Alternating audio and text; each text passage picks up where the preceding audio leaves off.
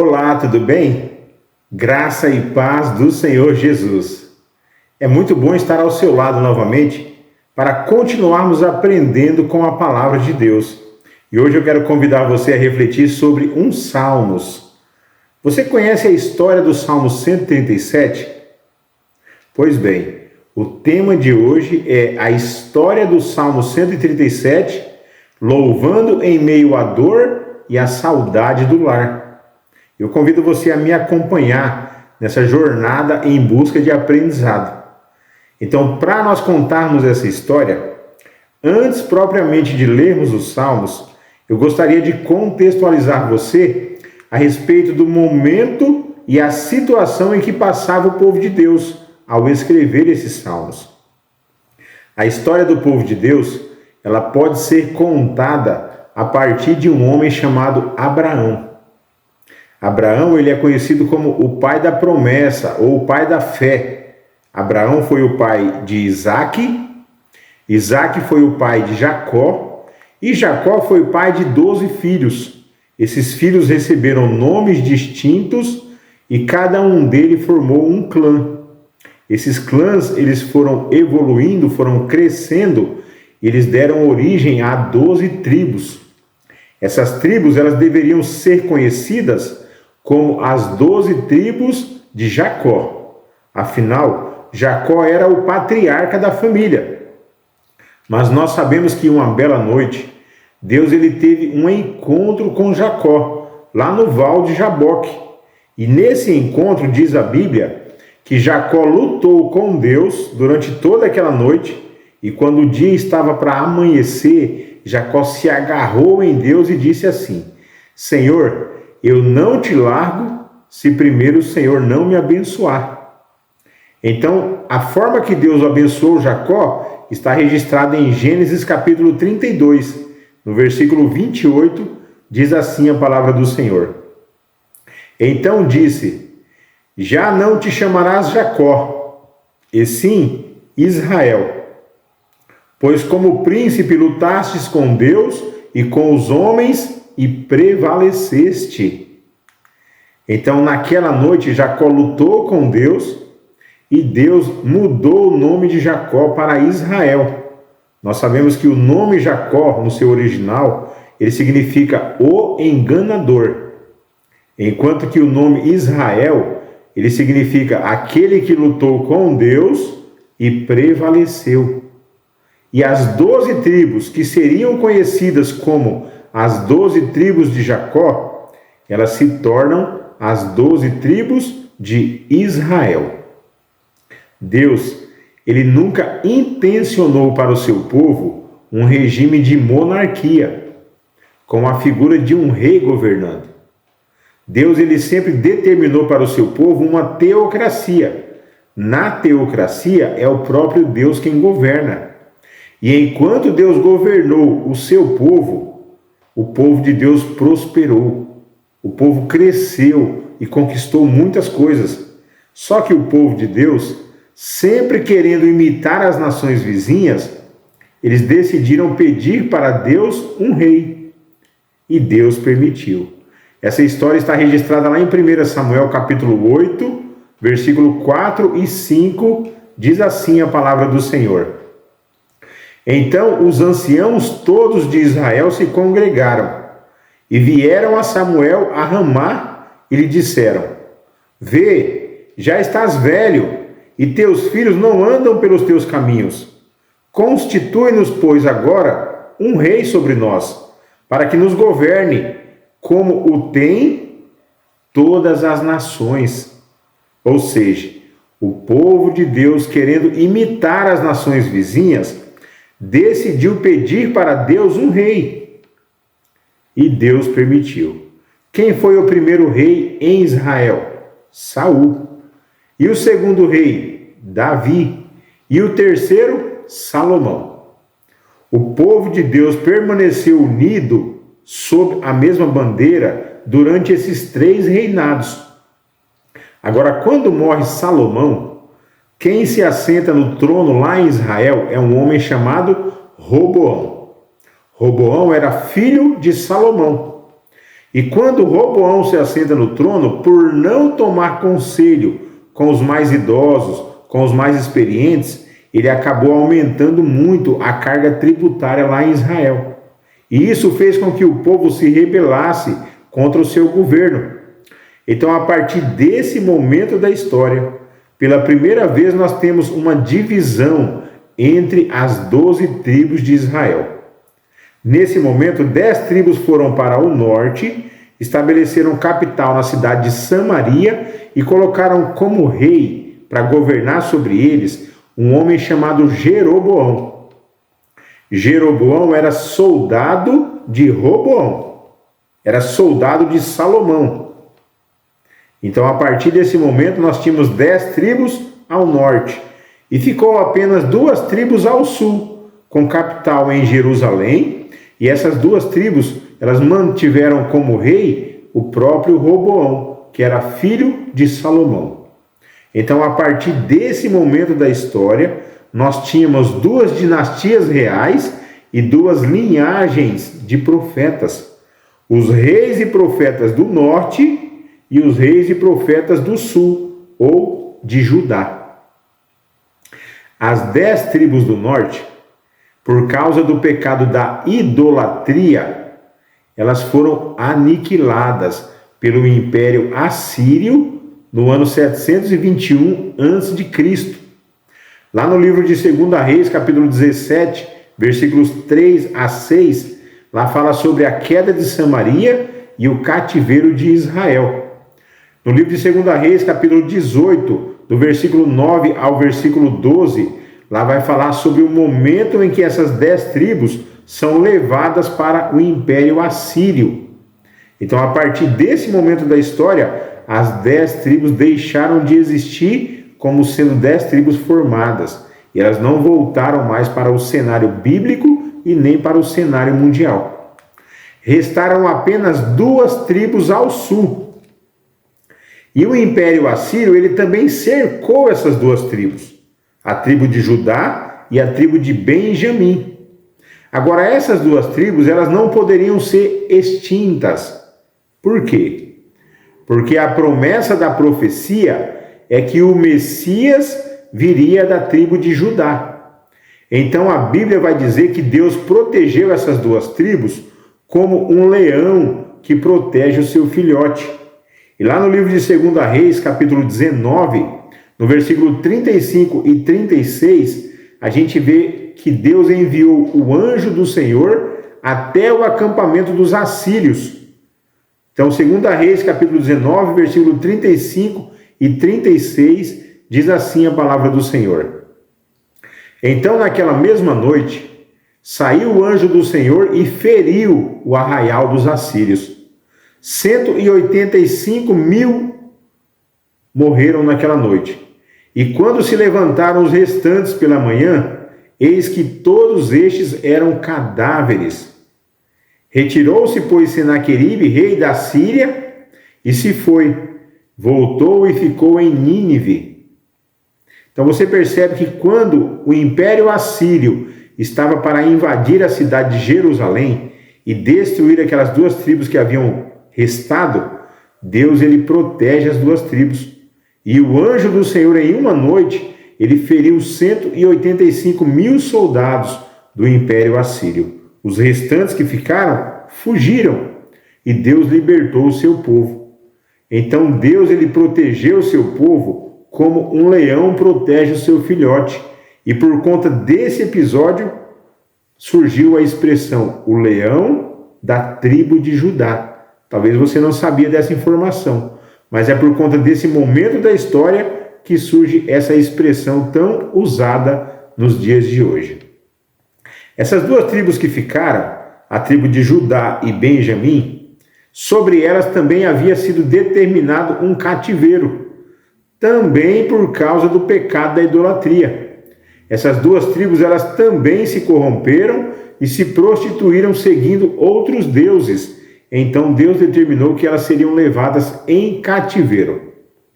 O povo de Deus, ele passou ao longo da sua história por 3 grandes cativeiros: o cativeiro egípcio, o cativeiro assírio e o cativeiro babilônico. Agora, um detalhe que chama a atenção é que esse terceiro cativeiro, o cativeiro babilônico, ele foi diferente dos demais cativeiros. Por quê? Porque antes que chegasse o momento do cativeiro, Deus havia dado para o seu povo todas as informações necessárias para que eles não fossem pegos de surpresa e para que eles aprendessem a confiar em Deus. Lá no livro do profeta Jeremias, capítulo 25, vamos observar agora as orientações que Deus havia dado para o seu povo. Jeremias, capítulo 25, versículo 11 e 12, diz assim a palavra do Senhor: Toda essa terra virá a ser um deserto e um espanto, e estas nações servirão ao rei da Babilônia 70 anos. Acontecerá, porém, que quando se cumprirem os 70 anos, castigarei a iniquidade do rei da Babilônia e a desta nação, diz o Senhor, como também a da terra dos caldeus, farei deles ruínas perpétuas. Deus havia dado ao seu povo as informações que eles precisavam para se preparar. E antes que chegasse o momento do cativeiro babilônico, o povo sabia que seria levado para a Babilônia, seria oprimido pelos caldeus e ficariam lá 70 anos. Em Jeremias, no capítulo 27, Deus continua trazendo informações para o seu povo. Jeremias, capítulo 27, versículos 6 e 7, diz assim a palavra do Senhor: Agora eu entregarei todas essas terras ao poder de Nabucodonosor, rei da Babilônia, meu servo. E também lhe dei os animais do campo para que o sirvam. Todas as nações servirão a ele, a seu filho e ao filho do seu filho, até que também chegue a vez da sua própria terra, quando muitas nações e grandes reis o fizerem seu escravo. Então Deus havia revelado ao seu povo também o nome do opressor. Seria um homem chamado Nabucodonosor. Mas Deus não para por aí, porque através do profeta Isaías, Deus ele revelou o nome do libertador. Então o povo não sabia apenas o nome do opressor, o povo também sabia quem seria o libertador.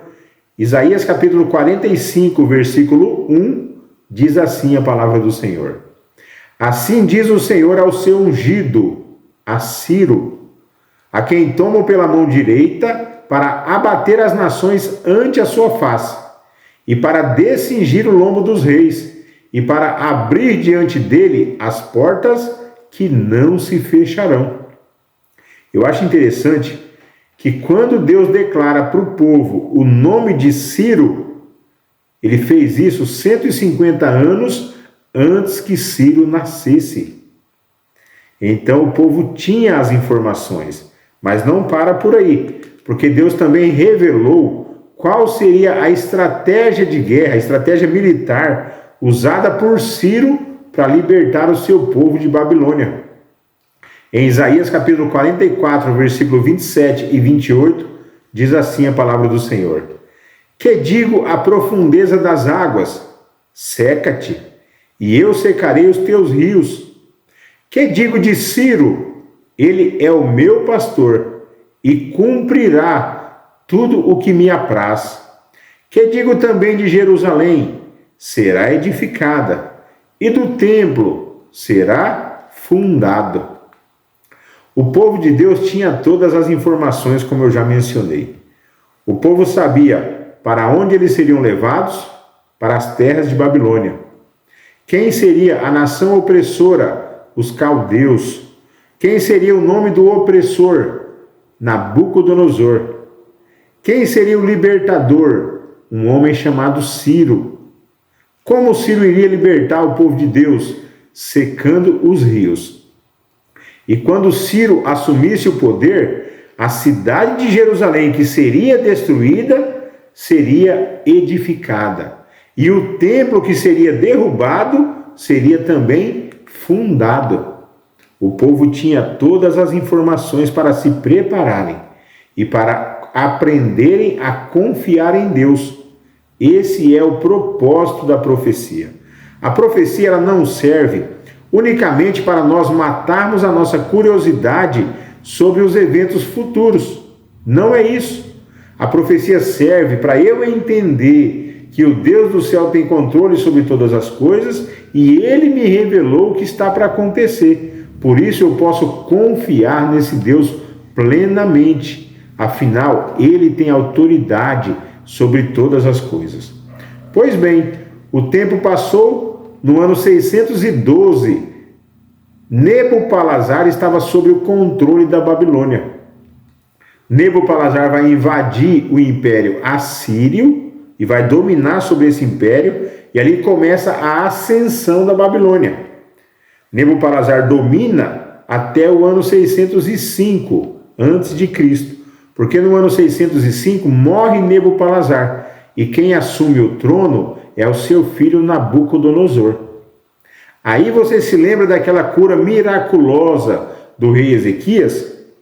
O rei Ezequias esteve enfermo, Deus mandou o profeta Isaías ir falar com o rei Ezequias, e nessa ocasião, o Deus ele fez um milagre na vida do rei Ezequias. O que ele fez? Ele disse para o rei que o rei iria viver mais 15 anos. Por quê? Porque o rei ele chorou na presença de Deus e pediu o favor de Deus. Só que como sinal desse milagre, Deus faria com que o sol regressasse 10 graus. E quando o sol voltou 10 graus, os caldeus que estudavam a astronomia, eles perceberam esse regresso do sol. Eles perceberam o regresso na sombra do relógio. E eles souberam de que o Deus de Israel era quem tinha operado aquele milagre. Então os caldeus mandaram uma embaixada até a cidade de Jerusalém. Só que quando a embaixada chega a Jerusalém, no lugar do rei Ezequias engrandecer a Deus e falar sobre aquele milagre que Deus havia operado, o rei pegou aqueles homens que vieram de Babilônia e levaram para dentro do templo e apresentou para eles todos os tesouros que haviam lá. Pois bem, quando aquela embaixada se retirou, Deus fez o profeta Isaías voltar até o rei e falar para ele assim: você mostrou tudo que tinha em sua casa para eles, não foi? Pois agora eles voltarão aqui e levarão tudo que você tem, levarão até os seus filhos como escravos. O tempo passou, quando Nabucodonosor se assentou no trono, a primeira coisa que ele pensou foi o seguinte: eu sei onde tem muito ouro. E então ele mandou que o seu exército fosse até Jerusalém e invadisse a cidade. Nabucodonosor invadiu a cidade de Jerusalém 3 vezes. A primeira invasão foi no ano 605 a.C. Nessa invasão ele levou alguns jovens como escravos e levou também os utensílios sagrados do templo lá de Jerusalém. A segunda invasão de Nabucodonosor foi no ano 594 a.C. E nessa invasão ele foi para conter uma rebelião que estava acontecendo entre o povo. A terceira invasão ela aconteceu no ano 586 a.C. E nessa terceira invasão, a cidade de Jerusalém foi incendiada e o templo construído por Salomão ele foi completamente destruído. Então Nabucodonosor invade Jerusalém 3 vezes: 605 a.C., 594 a.C. e 586 a.C. Lembrando que antes de Cristo a contagem é decrescente. Na primeira invasão, no ano 605, Nabucodonosor levou alguns jovens como escravos, alguns príncipes dos judeus. Nós não sabemos quantos foram ao total e nós também não temos revelado o nome de todos eles, mas Deus fez questão de revelar o nome de 4 daqueles jovens: Daniel, Ananias, Misael e Azarias. Esses jovens foram levados cativos para a Babilônia, uma viagem de cerca de 1.500 quilômetros, talvez uns 2 ou 3 meses de caminhada. Agora, quando esses jovens chegam lá em Babilônia, é nesse contexto que eles escrevem o Salmo 137. Então, talvez você não conhecia a história desses salmos, mas é exatamente nessa situação que o povo de Deus escreveu o Salmo 137. Eles haviam acabado de chegar nas terras de Babilônia, estavam sendo levados como escravos, eram apenas alguns jovens, e esses jovens escreveram uns salmos, uma canção para Deus, e a canção dizia assim, Salmo 137, versículo 1. Às margens dos rios da Babilônia, nós nos assentávamos e chorávamos, lembrando-nos de Sião. Quais eram os rios da Babilônia? A Babilônia ela ficava situada em uma região chamada Mesopotâmia. E as palavras mesos significa entre e potames, rios. A Babilônia ela ficava literalmente entre dois rios, o rio Tigre e o rio Eufrates. E quando os jovens cantam às margens dos rios da Babilônia, nós nos assentávamos e chorávamos, eles estão mencionando o Tigre e o Eufrates. E eles dizem, lembrando-nos de Sião. O que era Sião? Sião era uma montanha, e no alto de Sião, Salomão construiu o templo. Então, chorar lembrando de Sião é chorar lembrando de todas as vezes que eles foram ao templo para adorar ao Deus verdadeiro. É chorar lembrando da grandiosidade daquele templo e do significado que aquele templo tinha para os judeus. Mas agora eles estavam distantes e tudo que eles podiam fazer era chorar, lembrando de Sião. Mas a canção não para por aí. Versículo 2 em diante diz assim, nos salgueiros que lá havia, pendurávamos as nossas harpas, pois aqueles que nos levaram cativos nos pediam canções, e os nossos opressores que fôssemos alegres, dizendo, entoai-nos alguns dos cânticos de Sião. Como, porém, haveríamos de entoar o canto do Senhor em terra estranha? Se eu de ti me esquecer, ó Jerusalém, que se resseque a minha mão direita, apegue-se minha língua ao paladar, se me não lembrar de ti, se não preferir Jerusalém, a minha maior alegria. Então os caldeus disseram assim para aqueles jovens, como é? Cantem para nós. Não eram vocês que viviam cantando lá no templo em adoração ao seu Deus? Não eram vocês que tinham lá um rei músico? Cantem para nós algum dos cânticos que vocês cantavam lá em Sião. E os jovens respondem, nós entoarmos o canto do Senhor em terra estranha? Jamais. Que a nossa mão direita se resseque, para que nunca mais tangemos as nossas harpas. Que a nossa língua cole no céu da boca, se nós de ti nos esquecermos, ó Jerusalém. Mas fique sabendo de uma coisa, ó caldeus, nós só ficaremos aqui 70 anos, porque o nosso Deus, ele já nos revelou tudo o que iria acontecer enquanto nós estivéssemos aqui. Ele vai levantar um homem chamado Ciro, nós não sabemos quem é, mas nós sabemos o seu nome, porque o nosso Deus nos revelou. E sabe de uma coisa? Quando Ciro se levantar, seria melhor para vocês que vocês tivessem pegado os seus pequeninos e esmagado eles contra a pedra, para que eles não vissem o que vai acontecer com vocês nesse dia. Você percebe que aqueles jovens, mesmo estando cativos lá em Babilônia, se você ler o Salmo 137 completo, você percebe que eles não estavam com medo dos caldeus, porque eles tinham completa confiança no poder de Deus e na promessa que Deus havia feito de tirá-los de Babilônia. Eles não estavam com medo do que estava para acontecer, eles tinham confiança em Deus. Agora a grande pergunta é, gostaria você de experimentar essa confiança? Como está a sua vida nesse momento? Será que eu estou falando para alguém que não aguenta mais lutar? Será que as suas forças já se acabaram? Será que você se sente sozinho nesse momento e tem a impressão de que ninguém se importa com você? Pois bem, assim como Deus fortaleceu aqueles jovens que estavam lá em Babilônia, Ele pode fortalecer você nesse momento. Ele pode reanimar o seu coração e te dar forças para seguir em frente. Não abaixe a cabeça para os problemas que aparecem em sua vida. Não permita que as dificuldades da vida arranquem do seu coração a vontade de louvar a Deus. Aqueles jovens, mesmo naquela situação delicada, eles ergueram os olhos aos céus e escreveram esse poderoso Salmos na palavra de Deus. Então o conselho que eu dou para você nesse momento, erga seus olhos aos céus, coloque um sorriso no seu rosto e entregue a sua vida nas mãos do Senhor. Permita que Ele conduza os seus passos, permita que Ele tome conta da sua vida e também do seu coração. Eu tenho certeza que se você fizer isso, você encontrará a paz que você tanto procura.